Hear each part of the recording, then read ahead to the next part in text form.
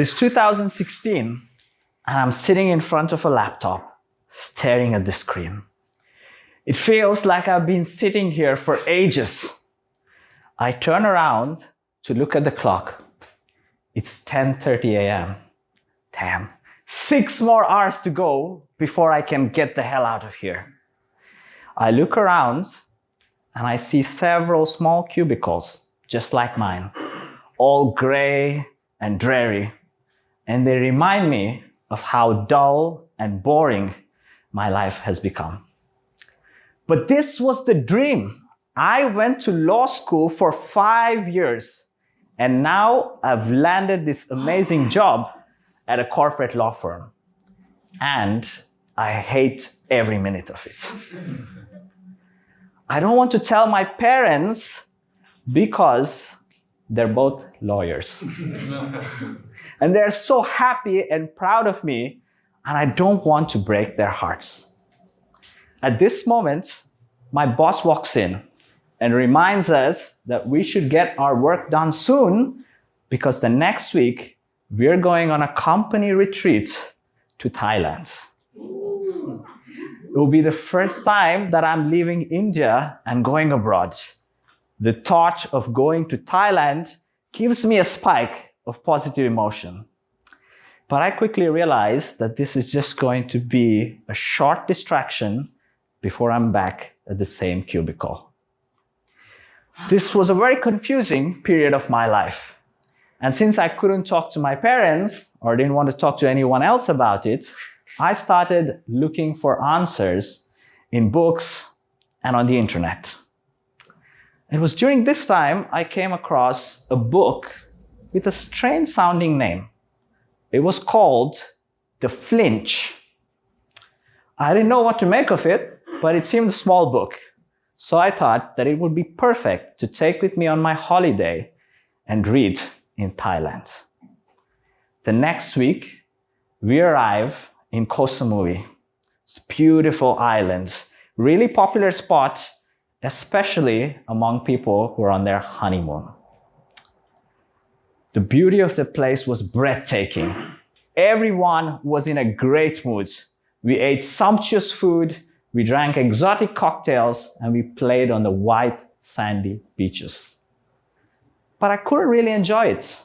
I wanted to spend some time alone, read, and contemplate about my life. So I decided to head out to the beach by myself with this little book that I brought along. The next day, I arrive at the beach. The weather is perfect. You know, when it's hot, but there is a gentle, cool breeze blowing.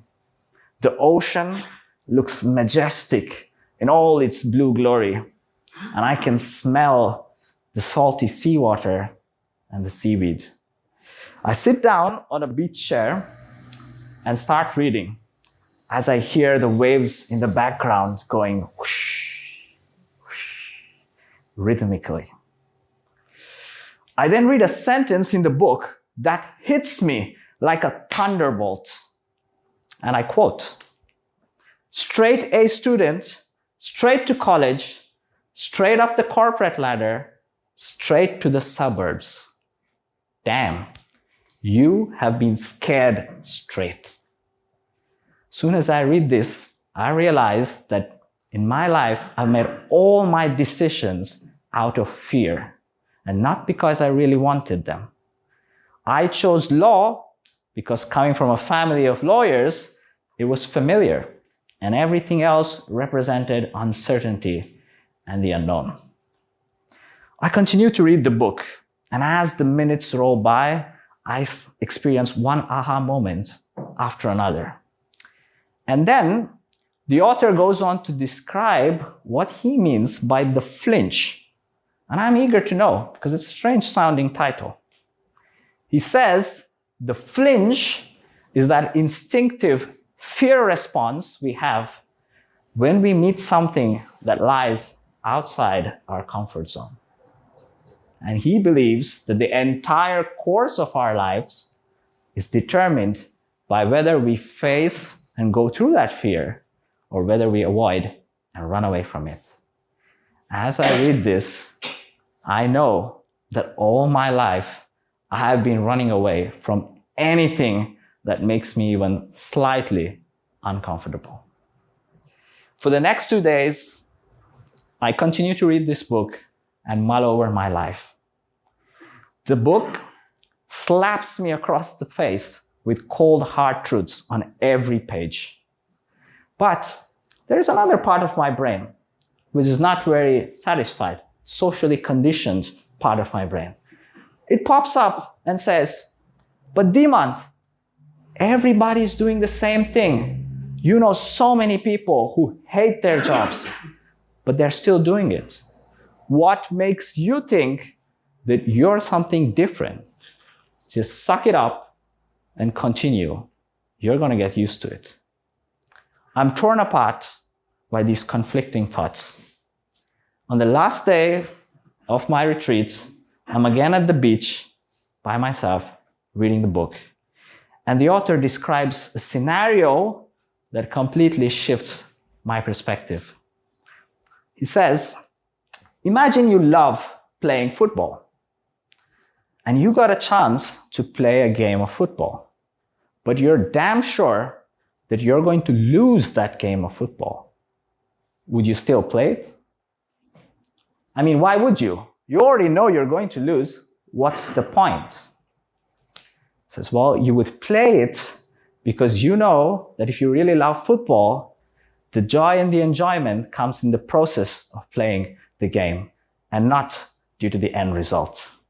Similarly, he says in life, we are all going to fail. We are all going to fail to stay alive. And in the end, all that will be left is to ponder whether you enjoyed the game and whether it was worth the journey.